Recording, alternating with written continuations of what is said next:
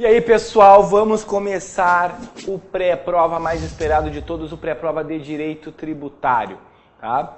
Então, direito tributário, eu sempre digo, a gente tem que começar pelo início, já que nós temos um pré-prova um pouco maior do que o de costume, nós temos tempo sim para analisar o principal objeto de estudo do direito tributário, que é o quê? É o tributo, tá? Me acompanhem e me ajudem com essa letra. Tá? Vamos junto. Tributo previsto aonde? Artigo 3º do CTN. Então, tributo previsto no artigo 3º do CTN, né, o conceito está previsto no artigo 3º do Código Tributário Nacional. A gente pode dividir esse conceito em 5 partes, tá? Então, primeira parte é prestação pecuniária compulsória, tá? Então, tributo é prestação pecuniária compulsória. Vamos lá, pessoal. Prestação pecuniária, dinheiro, bufunfa, money, tá? É dinheiro no bolso, né? Então, é quando mexe no bolso, tá? E compulsório, porque eu não conheço ninguém, absolutamente ninguém, que goste de pagar tributo. Ninguém gosta, essa é a realidade. Se não for compulsório, quem é que vai pagar tributo? Vocês conhecem alguém que vai pagar tributo se não for compulsório? Não. Tá? Então, prestação pecuniária compulsória. Continua o artigo 3º que diz que ele é. Então, em moeda ou cujo valor nela se possa exprimir, tá? Então, pessoal, o tributo, ele é em moeda, essa parte a doutrina critica porque fala, olha, se é prestação pecuniária é em moeda, mas a segunda parte é muito importante, que é cujo valor nela se possa exprimir, ou seja, cujo valor nela se possa expressar, tá? Significa que nós temos que obrigatoriamente poder expressar em moeda o valor do tributo. Isso já nos faz, né, saber que o serviço militar obrigatório ele não é tributo. Ah, mas ele é obrigatório? Sim, mas eu não consigo expressar em moeda. Quanto que é um dia de serviço?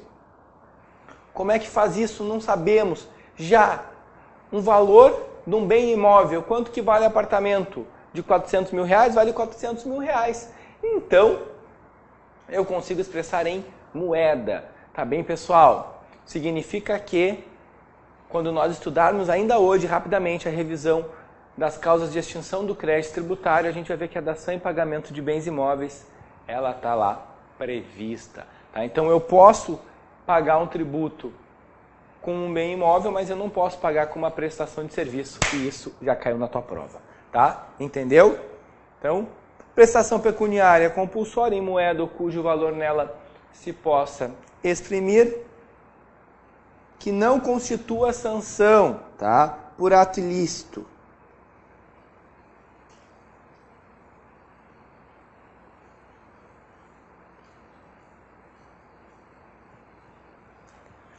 Então, o tributo, ele não constitui sanção por ato ilícito. Isso aqui a FGV nunca perguntou, mas eu tenho, né, aquela pulguinha atrás da orelha que ela vai perguntar porque a CESP perguntava muito. E porque tem uma lógica nessa pergunta. Quando nós pagamos tributo, e a gente sabe isso dia a dia, de conversar com amigo, com o vizinho, né, com o papagaio do cachorro, né, do nosso primo, que quando a gente paga um tributo, a gente sai com aquela sensação de que nós fomos prejudicados. É pior que a torcida do Internacional ontem com o Corinthians, que se sente prejudicada, mesmo tendo sido o time mais beneficiado desse campeonato inteiro. Tá? Então a gente sai com essa sensação que nós somos prejudicados, que nós fomos o que? Sancionados, como se a gente estivesse pagando algo indevido, mas não é. Tá? A gente não paga tributo como sanção. Tanto que vocês, que eu tenho certeza que a maior parte de vocês gostam de direito penal, são apaixonados por aquela coisa que eu não entendo. Tá? Vocês nunca viram uma sentença penal que condenou lá, até já peço previamente desculpa se eu cometer alguma imprecisão terminológica em relação aos termos penais. Ah, condenar 20 anos de reclusão por homicídio em regime fechado, mais pagamento de ICMS, Imposto de Renda, IPI e CSLL. Não, não tem. Tá? Nós pagamos tributo porque a gente realiza o fato gerador, ponto. É isso. Tá? Não é porque nós estamos sendo sancionados. Tributo não é uma penalização. Tá bem, pessoal? Então, muito cuidado. Tá? Instituído por lei. Então, de acordo com o artigo 3º do CTN, o tributo ele tem que ser instituído por lei. Então, tem que ter lei para que haja a cobrança do tributo. Significa o quê, pessoal? Quando a gente chega no nosso litoral gaúcho, onde é que fica o litoral gaúcho? Santa Catarina. Chegamos em Santa Catarina bem de boa, bem tranquilo, vamos tomar aquele banho suave, né? E a gente vai entrar na água, vem aquele sujeito lá, né? Sunguinha branca, bolinhas vermelhas, mas chuchudinho assim, correndo, né, na nossa direção, assim, pá, pá, pá. Fala, você não pode entrar na água. E eu pergunto, por que eu não posso entrar na água? E ele diz, porque eu sou fiscal da Receita Federal e se você entrar na água, você vai ter que pagar um tributo. Eu olho com uma certa estranheza para ele e digo, como pagar um tributo? Não existe lei que diga entrar nas águas das praias de Santa Catarina é fato gerador de determinado tributo. Não existe isso, pessoal. Então significa dizer que se não tem lei, eu não posso cobrar o tributo. Ponto. Eu tenho que ter uma lei para poder cobrar o tributo. Tá bem? Sem lei, sem tributo. E para finalizar, a quinta parte do artigo 3º, diz que tributo é cobrado mediante atividade, né, administrativa plenamente vinculada. Vamos lá, o que é atividade administrativa plenamente vinculada? Significa que a administração pública ela não tem a opção de cobrar ou não cobrar o tributo. Tá? Acontecendo o fato gerador, obrigatoriamente a administração pública tem que cobrar o tributo. Não adianta, né? Se eu tenho um amigo que ele é fiscal da Receita Federal e ele diz, ah não, do Moser eu não vou cobrar. Está aqui a autuação da empresa do Moser, mas dele eu não vou cobrar porque ele é meu amigo. Ele é padrinho dos meus filhos. Não existe isso. Se a administração pública souber que tem um fato gerador, ela obrigatoriamente ela tem que cobrar o tributo, ela não pode deixar de cobrar esse tributo. Tá bem? Então aqui nós estamos com as 5 partes do conceito de tributo: prestação pecuniária compulsória em moeda ou cujo valor nela se possa exprimir, que não constitua sanção por ato ilícito, instituído por lei, cobrado mediante atividade administrativa plenamente vinculada. Tá bem, pessoal? Então aqui, artigo 3º do Código Tributário Nacional, já sabemos o que é tributo. Vamos continuar a nossa caminhada no direito tributário, já que nós estudamos o que é tributo. O que a gente precisa ver agora? Quais são as espécies tributárias? Isso tem caído bastante na nossa prova. E vamos lá para estudar as espécies tributárias. Se alguém está estudando para a OAB por meio de livro, vocês vão ver, né? Com certeza já viram que tem muita discussão na área tributária em relação à quantidade de espécies tributárias que existem. Desde o doutrinador que diz que existe 2 espécies somente, a doutrinador que diz que existe 7, 8 espécies. Para nós, a gente vai adotar o que nós chamamos de classificação quinquipartite, tá? Que são 5 espécies tributárias. Por quê? Porque o Supremo assim entende e a FGV assim entende. E nós temos que focar no que a nossa banca pode nos cobrar, tá? Então, quais são as espécies tributárias? Tá? Vamos lá. Pessoal, a primeira espécie, a mais conhecida, a mais famosa e o principal pega-ratão que cai na tua prova: impostos.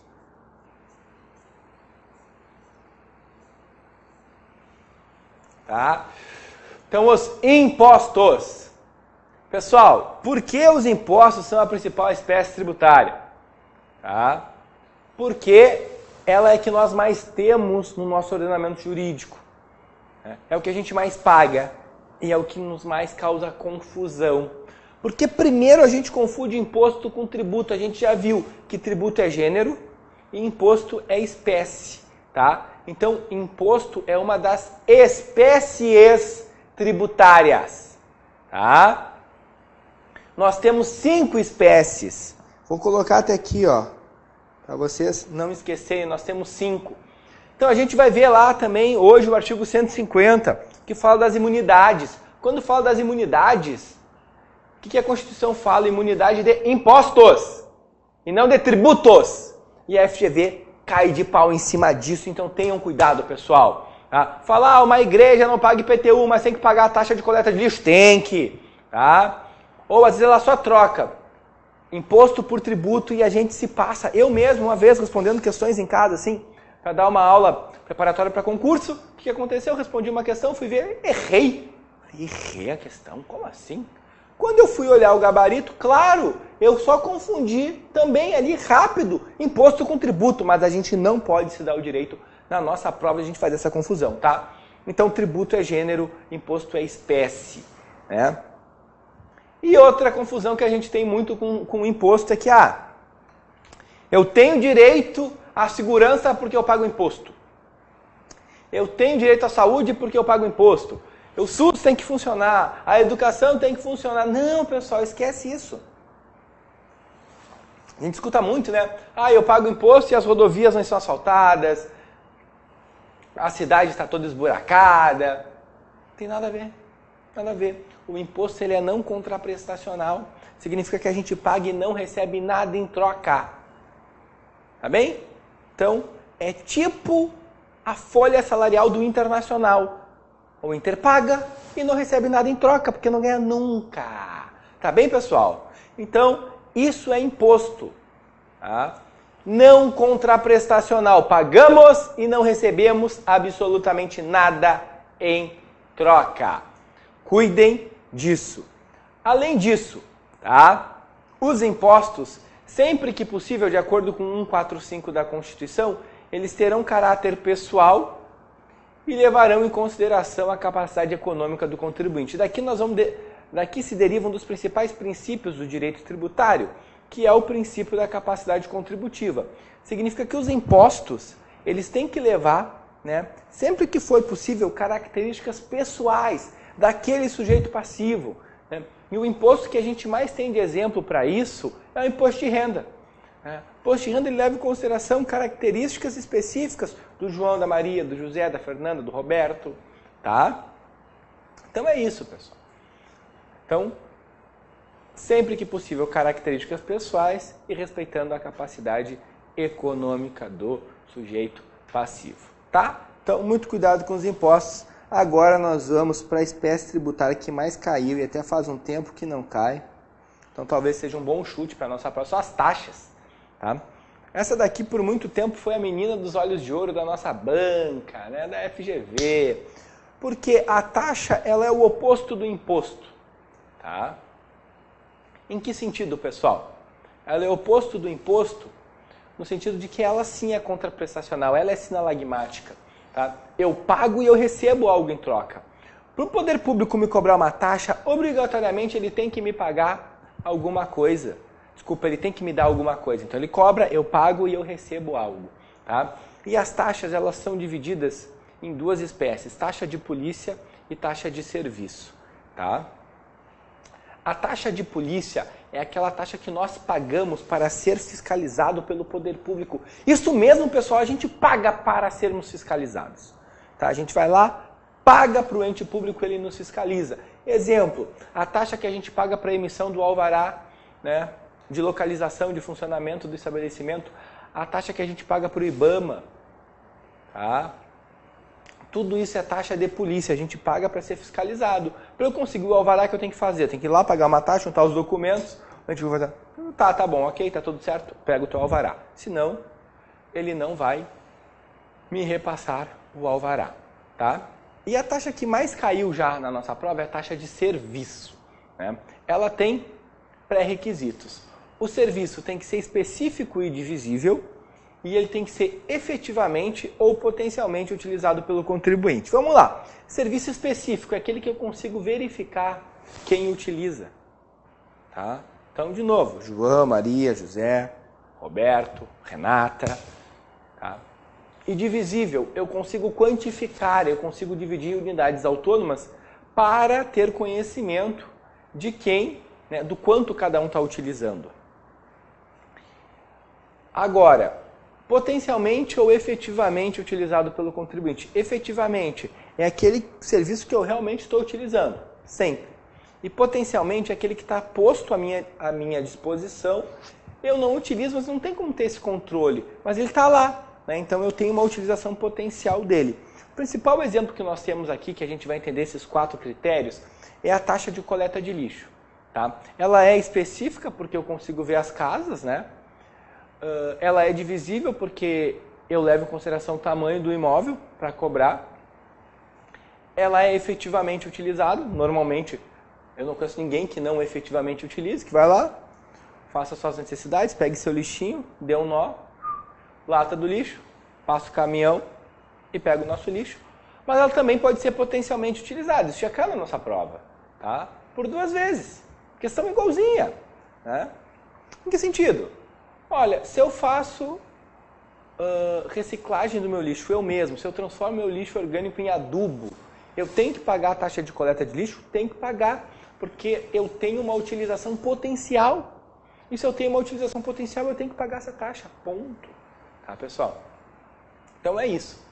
Efetivamente ou potencialmente utilizado, está aqui, taxa de coleta de lixo é constitucional. A FGV já nos perguntou. O que foi declarado inconstitucional pelo Supremo? E a gente vai ver depois o que aconteceu com ela. Tá?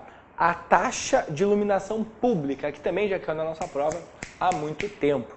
Tá? Porque a iluminação pública ela não é específica e nem divisível. Eu não consigo ver quem utiliza. Eu presumo que todo mundo utiliza, tá? Mas tem uma pessoa acamada lá, infelizmente, ela não está utilizando a iluminação pública. Né? Então não tem como saber. E eu não tenho como medir quem utiliza mais. Tá? Se é uma pessoa que é mais baladeira, ela utiliza mais. Se é uma pessoa que é mais caseira, ela utiliza menos. Então, o Supremo declarou a taxa de iluminação pública inconstitucional. A gente vai ver depois também o que aconteceu com essa taxa. Tá? Onde é que ela foi parar no nosso sistema tributário. Então, impostos, taxas. O terceiro, contribuição de melhoria. Pessoal, esse, sério, é uma barbata. Caiu na nossa prova, a gente só agradece. Contribuição de melhoria, para ela ser cobrada, tem que obrigatoriamente ter uma obra pública e valorização imobiliária, pessoal. Sempre o ente público tem que ter feito uma obra e essa obra ter valorizado o meu imóvel. Tá? Então são esses 2 requisitos. Obra pública e valorização imobiliária. Não esqueçam. Tá? Um detalhezinho sobre a contribuição de melhoria. Ela é um tributo que ela não visa o lucro do ente público. Única e exclusivamente, tá? Restituir o valor que foi gasto na obra. Então, o ente público foi lá, fez uma obra, gastou não sei quantos milhões e valorizou o meu imóvel. Tem 2 limites para a cobrança, o valor da obra e a valorização do meu imóvel. Então, o ente público não pode arrecadar mais que o valor da obra, da mesma forma que não pode cobrar mais que a valorização que teve no meu imóvel, tá, pessoal? Então, são esses os 2 limites. Aqui eu vou traçar uma linha para que vocês possam entender.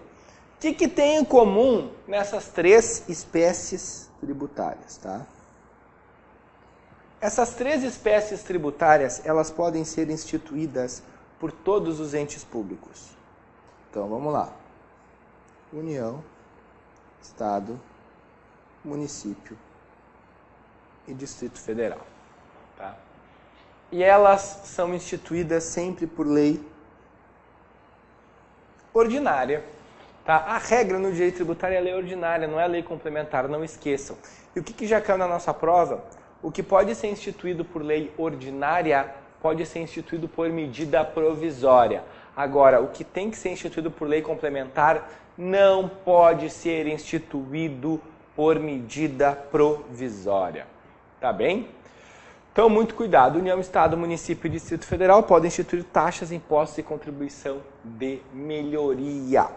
Vamos para as 2 últimas espécies tributárias, tá? as contribuições especiais, ou apenas contribuições, ou como erroneamente alguns chamam, contribuições parafiscais. Tá? As contribuições especiais elas se dividem em três. Tá? As contribuições sociais, que são as mais conhecidas, então o INSS, que a gente chama que é contribuição previdenciária, PIS, COFINS. Né? Também as contribuições de intervenção no domínio econômico, né? A CID, a mais conhecida é a CID combustível. Nós temos as contribuições para as entidades de classe, né? As contribuições profissionais. Então, CREA, CRM, muito cuidado, OAB não entra, OAB está fora. Então, a anuidade que tu queres pagar, que tu está batalhando para pagar, ela está fora, porque segundo o Supremo, a OAB é uma entidade sui generis, então não é um tributo que a gente paga na nossa anuidade da OAB. Tá? Então, as contribuições especiais, elas se dividem nessas três. Com a declaração da inconstitucionalidade da taxa de iluminação pública, surgiu uma quarta, que ela se encaixou aqui, que é a contribuição de iluminação pública, tá? Que ela é instituída pelos municípios ou pelo Distrito Federal para custear a iluminação pública. Inicialmente ela não estava aqui. Tá? Tanto é que nós vamos ver que só quem pode instituir contribuições especiais é a União. Tá? Só quem institui é a União por meio de lei ordinária. Então todas essas contribuições elas são, né, de competência da União, pessoal. Características das contribuições especiais: não incidem na exportação, mas incidem na importação.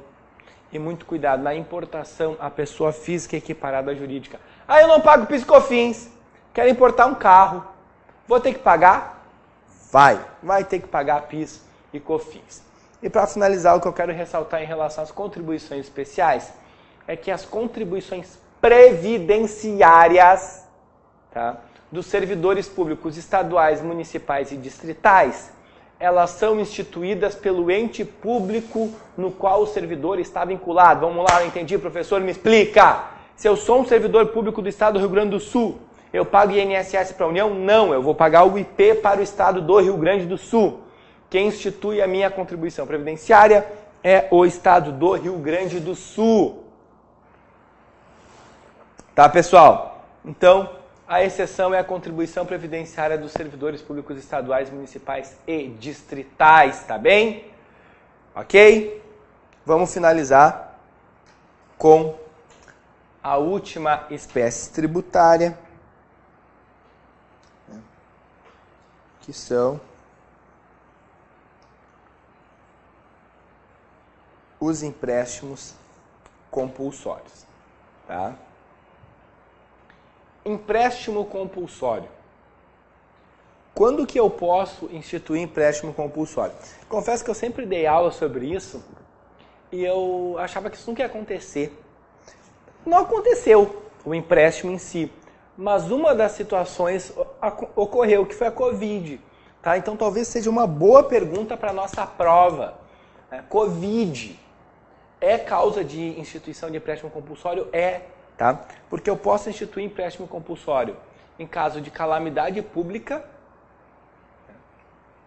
foi uma calamidade, guerra externa ou sua iminência, ou para fazer investimento de relevante interesse nacional.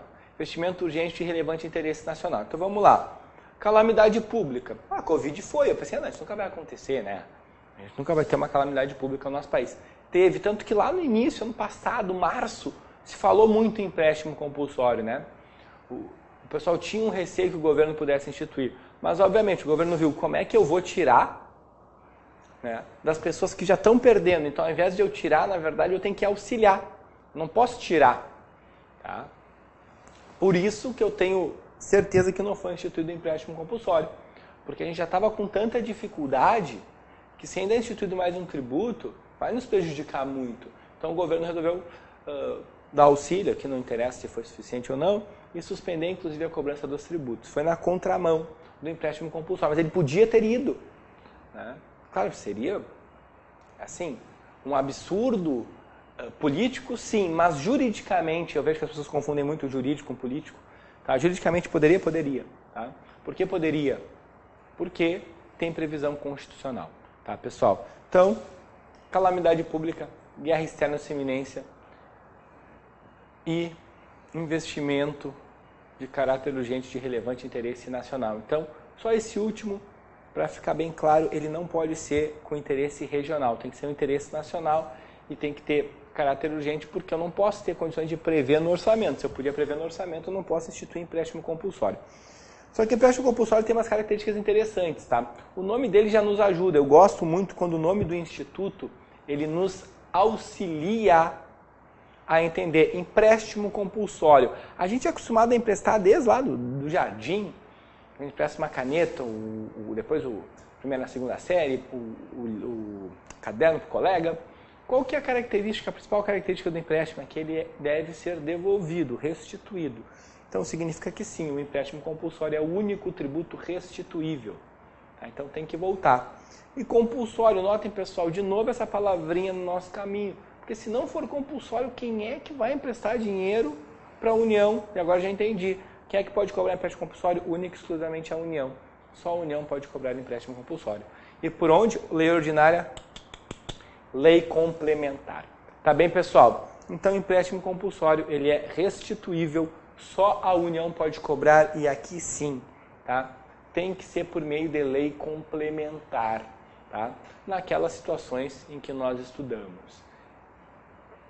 Guerra externa ou sua iminência, calamidade pública ou Covid, que pode cair na nossa prova, tá? Você pode fazer uma pergunta, no caso de Covid, posso cobrar? Pode, é uma calamidade pública, sim, pode cobrar, pode instituir um empréstimo compulsório. Caiu na nossa prova, pode cravar. Empréstimo compulsório por meio de lei complementar.